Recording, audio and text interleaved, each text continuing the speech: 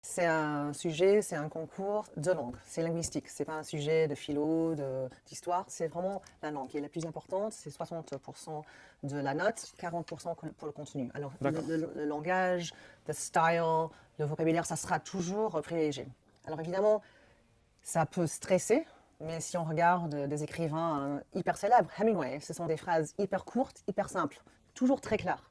Alors il ne faut pas trop se déstabiliser en disant oh là là, il faut que ça soit compliqué. Non, la complexité, c'est pas toujours la meilleure chose. C'est vraiment pour dire ok, oui, 500 mots, c'est beaucoup.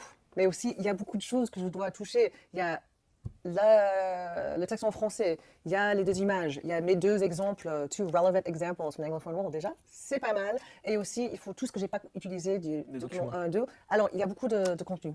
Ok. Et après ça, il faut absolument tout mettre dans le cadre de in my opinion. Alors la question revient souvent, est-ce que j'ai besoin d'une introduction? Dans 500 mots, il faut vraiment penser à your real estate. Comment est-ce que tu vas utiliser l'espace des 500 mots? Parce que oui, ça paraît beaucoup, mais à la fin, pas tellement, parce qu'il faut inclure toutes ces sources. Again, les deux documents en anglais, ça c'est pour la première question, c'est tout. Pour la deuxième question, everything else.